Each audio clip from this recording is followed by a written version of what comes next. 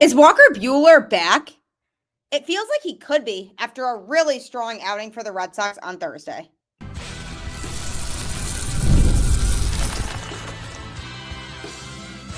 You are Locked On Red Sox, your daily Boston Red Sox podcast. Part of the Locked On Podcast Network, your team every day. Hello and welcome to Locked On Red Sox, your daily Boston Red Sox podcast, part of the Locked On Podcast Network, your team every day. I'm your host, Gabby Maljanian, former ESPN social media associate and current host of the Boston Balling podcast as well. And I am here to bring you the latest in all things Boston Red Sox Monday through Friday, straight to your favorite podcast feed. And the best part, it's completely free. So you might as well tune in because Locked On is your team every day. Welcome to the show and a happy Friday. Congratulations on making it to the end of the week. Lots of good stuff on today's show. Is Walker Buehler back? That's a question that might be answered by the end of today's episode, as well as Hendriks making a rehab start in Worcester on Thursday night, and Yasmani Grandal, a pickup that the Red Sox just had as a result of Connor Wong's injury. So that's all going to be discussed on today's show. I hope you're doing well. And the Red Sox had a big win yesterday in walk-off fashion over the Blue Jays, winning the game 4-3. And honestly, when the game went to extra innings, I was thinking to myself, this game is basically the exact same game as last night, because on Wednesday night, the Red Sox lost in extra innings against the Blue Jays. And in the game yesterday, the Blue Jays took the lead in extra innings on a sacrifice fly, very similar to how they did on Wednesday. So I said, wow, this is haunting from last night. But the Red Sox came out on top this time, did not relent in a 4-3 win. And a lot of that is thanks to Walker Buehler, who started in the game and had a solid outing. 6 1/3 innings, giving up 4 hits and just 1 earned run with 1 walk and 7 strikeouts. Now, with Walker Buehler, the issue in his first couple starts that he made for the Red Sox this year was not his command. The command was there because he wasn't walking a lot of people, and that still was not an issue on Thursday. The issue for him more was that he was just getting hit hard. And that was a concern because no matter what he tried, fastball, off-speed pitches, it was getting hit. And that was something that he really tried to focus on going into the start yesterday against the Blue Jays. And it worked because he looked very good. And he knew it was a big week for him, especially in terms of workload, because he's trying to figure it out. And he basically said word for word that he was tired of sucking. And he said, I kind of pushed my chips a little bit more on the table this week than I typically have. And he certainly was rewarded for that preparation as he set the tone for the Red Sox in that 4-3 walk-off win in 10 innings over the Blue Jays so that the Red Sox could avoid a sweep of a 4-game series. How pathetic would that have been if they lost all 4 games? And the nice thing about that, maybe, is that the Red Sox have the White Sox coming into town next. Now, in a lot of circumstances, you might think that that's a good thing, but the Red Sox have historically struggled against the White Sox over the last few seasons, so I don't know whether to be happy about that or not. But Walker Buehler certainly had his best performance by far in a Red Sox uniform.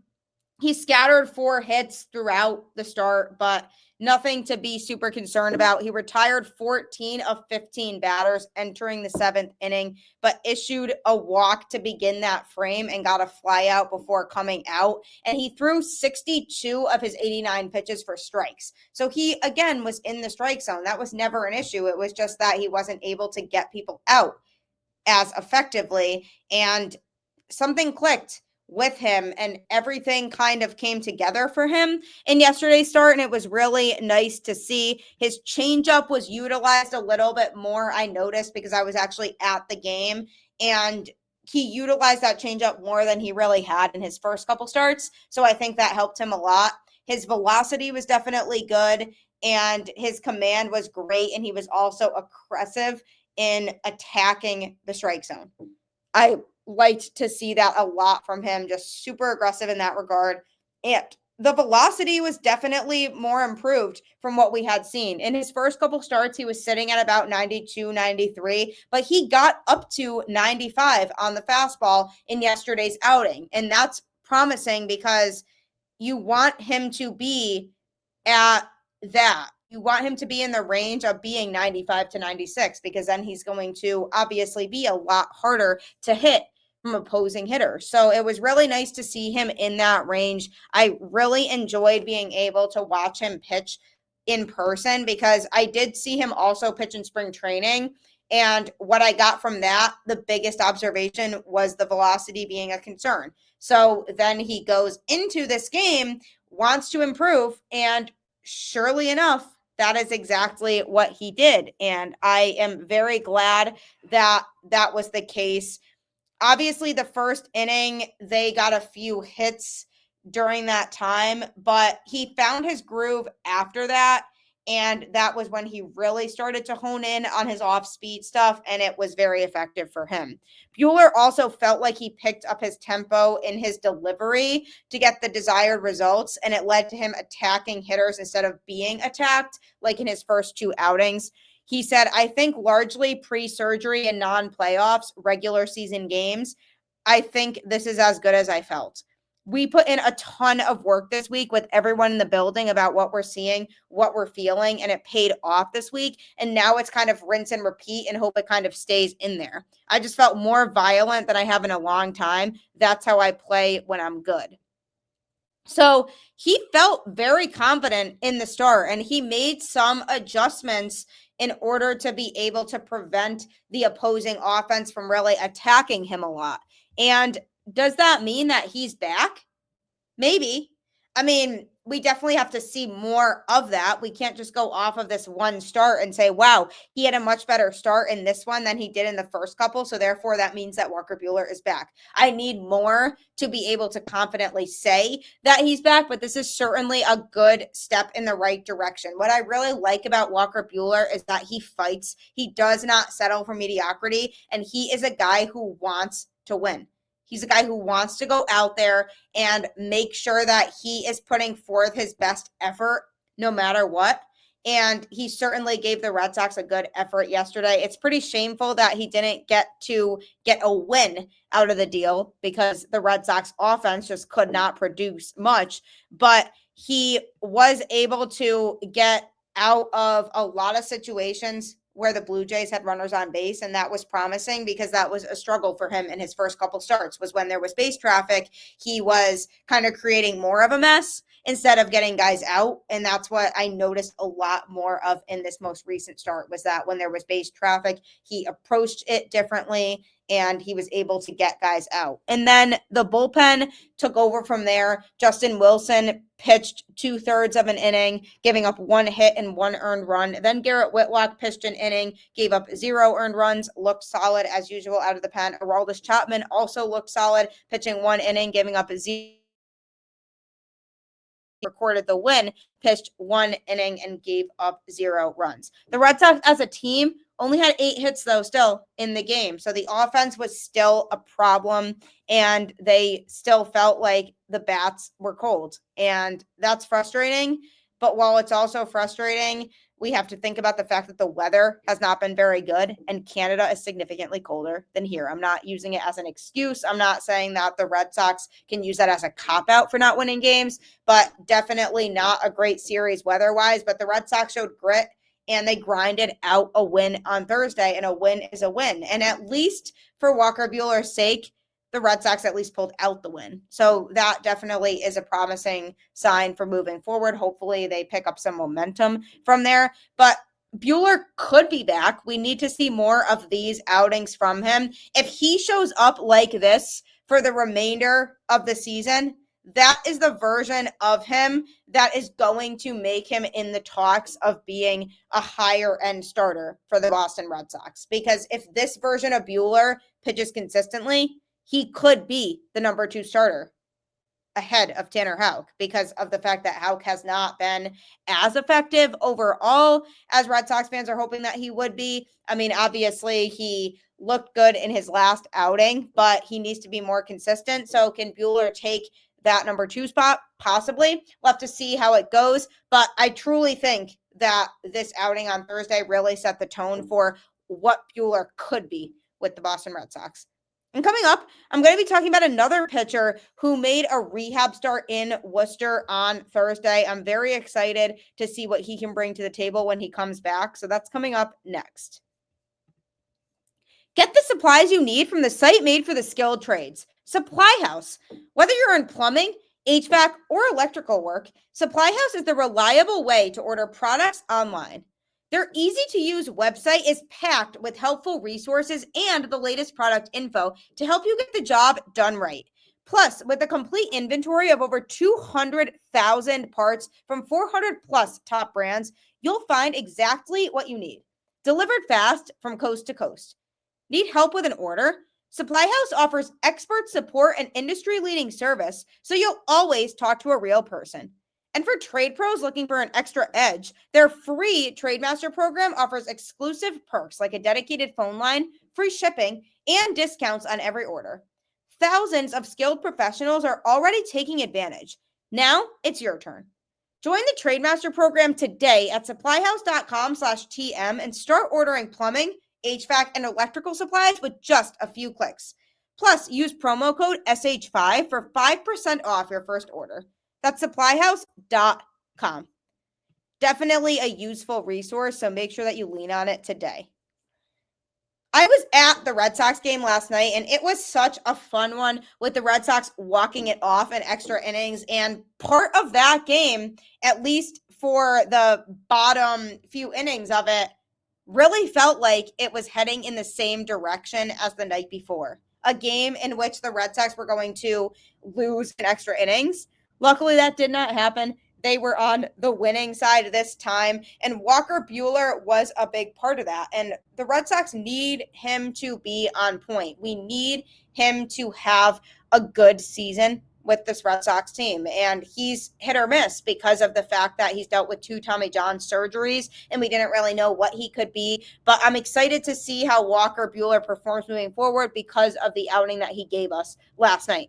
Another guy who had a solid outing is Liam Hendriks, who made a rehab start in AAA on Thursday night, and he looked very solid in that outing, which was good for him. He threw just 1 inning, giving up 1 hit, 0 runs, 0 walks, and struck out 3. So definitely had nothing but his best stuff by striking out the side while also giving up just 1 hit. So could not have really gone better for him. The thing that I'm hoping for with Hendriks is that he continues to just stay healthy. I was not in Worcester last night. As you know, I do have the media credential with the Worcester Red Sox this year, so I didn't actually see him pitch, but he is slated to pitch again on Sunday, so I should be there for that and can report back on how he looks in that outing.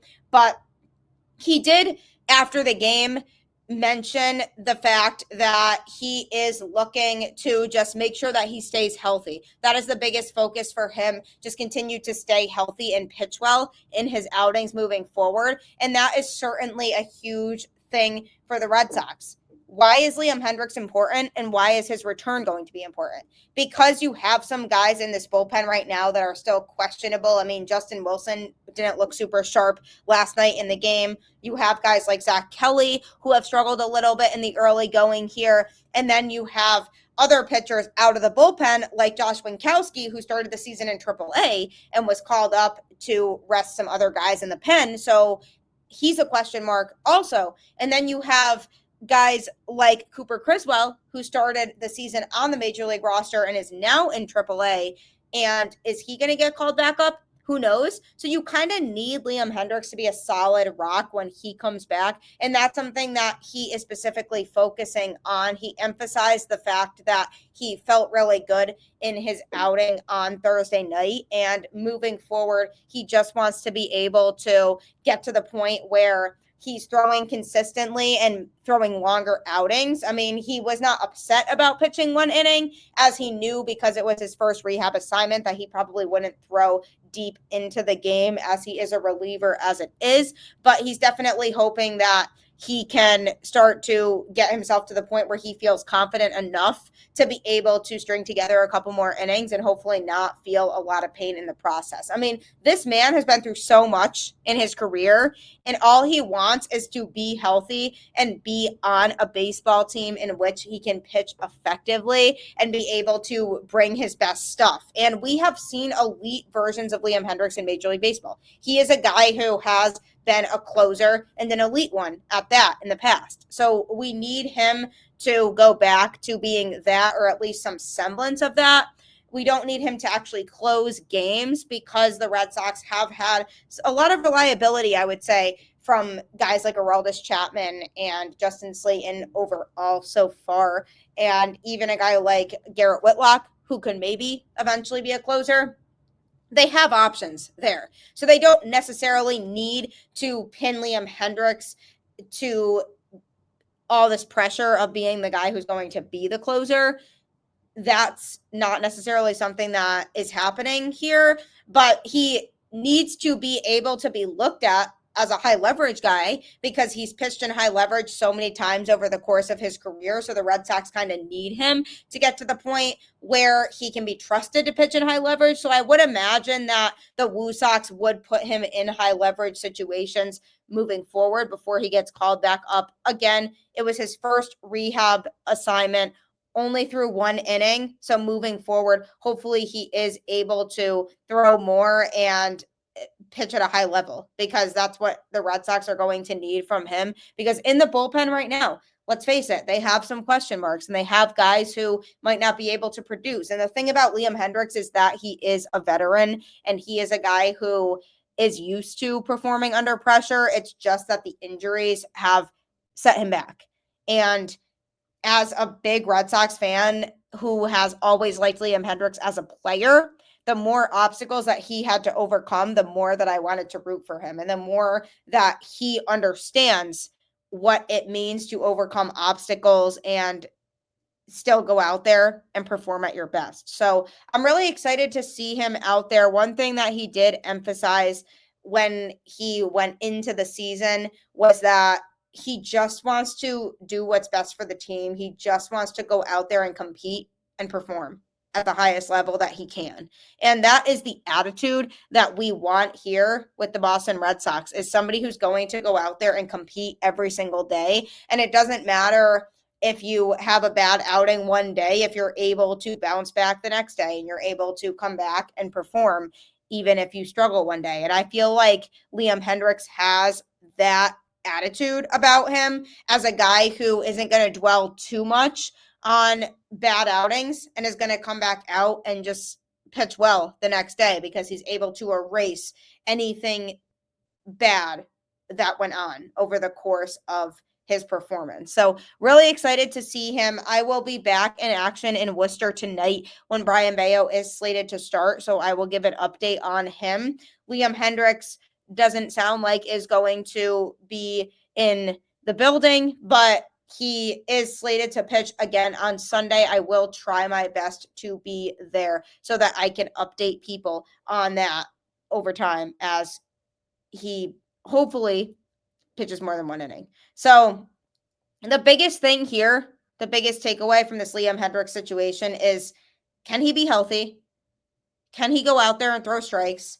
And can he be a guy who can be relied on in high leverage? Because if we think about right now, the guys out of the Red Sox bullpen who can be relied on in high leverage: Aroldis Chapman, Garrett Whitlock, maybe Justin Slayton. He had 1 outing in which he didn't really have it, but overall, other than that, he has been pretty reliable.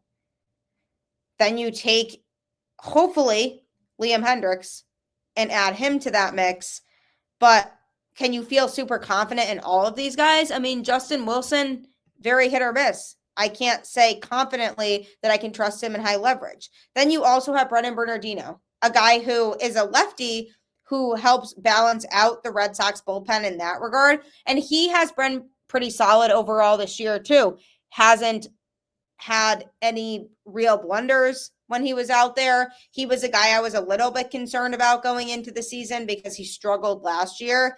But this year, he seems to have honed in on something in his game that he has been able to figure out, and he's been able to locate the strike zone a lot better than he did last year. So he's another guy that I would argue could be thrown into high leverage situations too. But the moral of the story is that Hendriks, when he comes back, is going to have to be ready to be called upon in those high leverage situations because the Red Sox need him to be. They brought him here to pitch in those types of situations. And if I am him, I'm going to want to go out there and absolutely shove.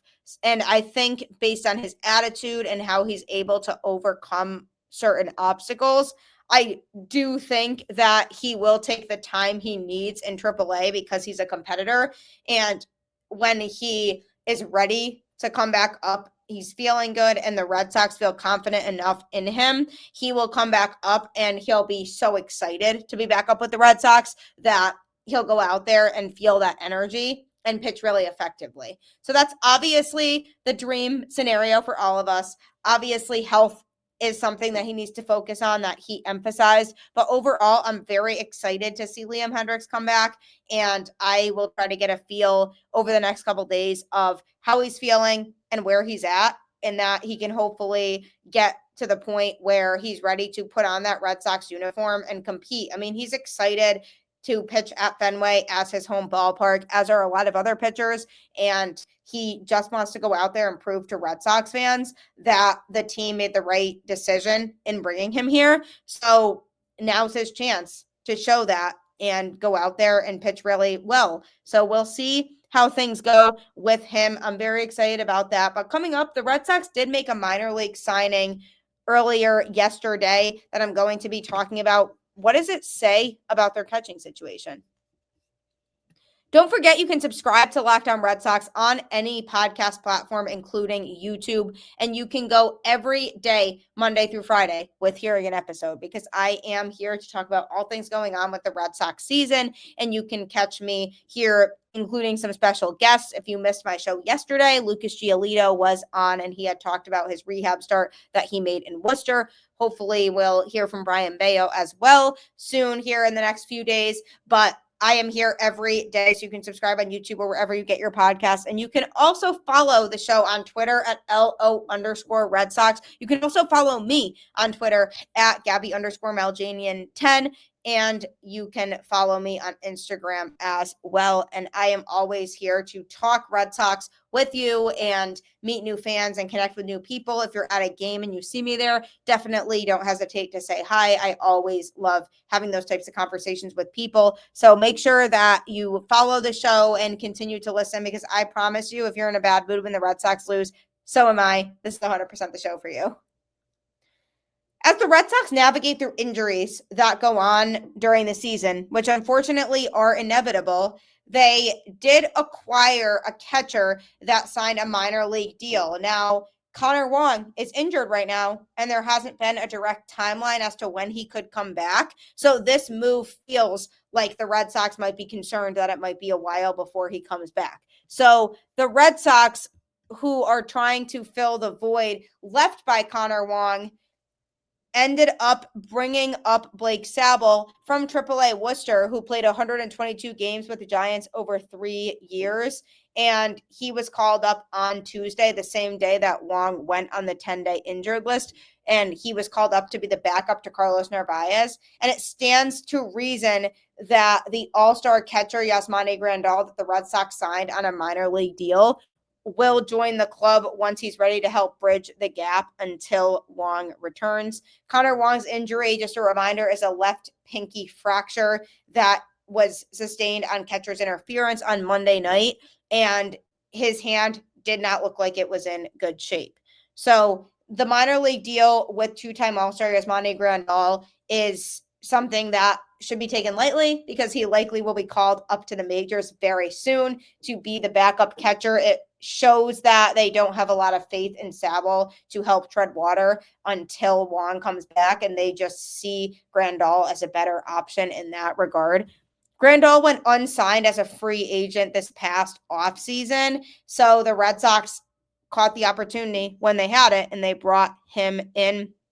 Grandal's 36-year-old, and he appeared in 72 games last season for the Pirates, posting a 704 OPS with 9 home runs while starting 62 games at catcher. The 13-year MLB veteran owns a 769 career OPS and has spent time with 5 teams. There was a time when he was one of the best power hitting catchers in the game. From 2016 to 19, he mashed at least 22 homers each season, and he came back with 23 long balls in 2021, but his production tailed off the last 3 seasons.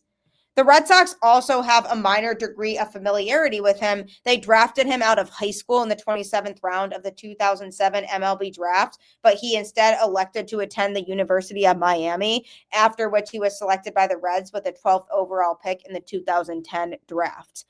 In addition to Grandal, Boston's catching depth at AAA includes 31-year-old Sebi Zavala, who appeared in 18 games last year with the Mariners. I have seen a decent amount of him at the AAA level, and he definitely still needs some work down there before he's considered for a call-up. The Red Sox traded Kyle Teal, the third best catching prospect in baseball, in an offseason deal to acquire ace Garrett Crochet. So they weren't really left with a lot of depth at that point. And going into the season, it seemed pretty obvious that the Red Sox really valued Connor Wong. And they saw him as the starting catcher, which, okay, good for them. If they feel like he is the catcher who's going to produce the most for this team.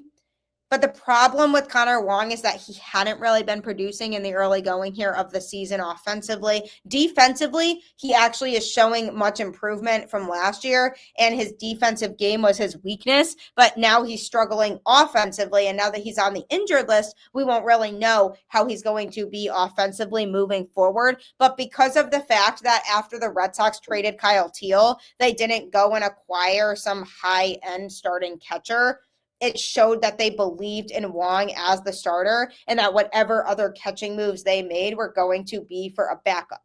And that is exactly what they did in acquiring Blake Sabol and Carlos Narvaez, because going into spring training, they weren't really sure which one of them was going to be the backup catcher to Connor Wong. So they brought them both in, and then as a result, Narvaez won the job heading into opening day. So you had Connor Wong and you had Carlos Narvaez. So now Wong goes on the injured list. So now the Red Sox are like, okay, do we ride with Narvaez and Sabol? That doesn't feel like it's sustainable. So we have to go out and get somebody. So they got Grandal. It's a minor league deal, but he'll likely be called up to the majors, and then they at least add somebody else into the mix who can be an option. And the fact that he's a veteran is big. He's a guy who has been around the game for a long time and can hopefully instill some wisdom on the younger players in the clubhouse.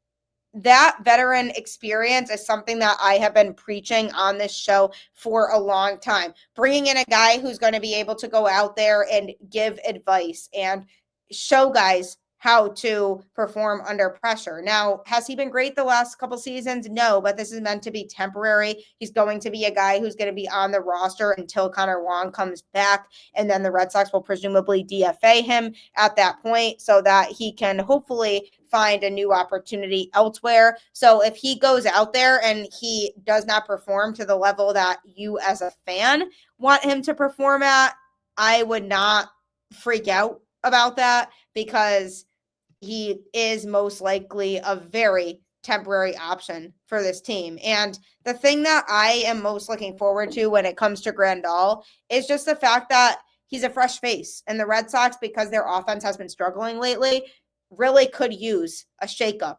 And he could be that shakeup that helps provide and sparks a little bit more offense from this team, because what has been incredibly frustrating is the fact that the Red Sox, even if their pitching has been very good, they have not been able to get a ton going at the plate. And like I said earlier on in the show, I'm hoping that now that they had this big walk-off win last night, that they can hopefully get things going a little bit more offensively to get to the point where we are excited about the offense like we were just last week when they swept the Cardinals and they were putting up a ton of runs. So hopefully they can get to that point where they can be back to being one of the best offenses in baseball. And that's the nature of the game. Every offense is going to go through slumps. That just is what it is. But when you have those slumps, are you able to bounce back from those slumps? And are you able to, as a team, collectively bring yourselves back to the point where you can compete at a high level more consistently than when you're in those slumps? And that is the key to this Red Sox offense moving forward is, yes, we're okay with the slumps, but the slumps cannot outweigh the good times. And you need to be able to hit more consistently than you're not hitting. So I'm going to be looking for that moving forward. But hopefully Grandal can provide a little bit of a shakeup for this Red Sox offense that feels like it really needs it. And again, who knows? What if he excels? If he excels, maybe he takes Narvaez's spot. But either way, hopefully he provides some value for this Red Sox team because they do need the catching depth anyway. And even if he isn't performing at the level that they need him to, they could have him spend some time in AAA with the players down there so that he can help guide some of these guys to help get them ready for the major. So I will be back again in action tonight with the AAA Worcester Red Sox, and I will try to get a feel for how he's feeling and if he is excited about the possibility of playing for the Red Sox, and I will report back on that, as well as Brian Bayo, who is slated to start tonight in Worcester. So I'll try to get a feel for how he's feeling as well. But I appreciate you tuning into Locked On Red Sox and making it your first listen today. For your second listen, check out the all-new Locked On MLB Game Night. Every game, every night, all season long. Get local analysis on a national scale. Find MLB Game Night on Locked On MLB on YouTube or wherever you listen to podcasts. That show is great. I highly recommend it. So make sure you check that out next. Like I always say, keep the faith, go Red Sox, and I'll catch you on the flip side.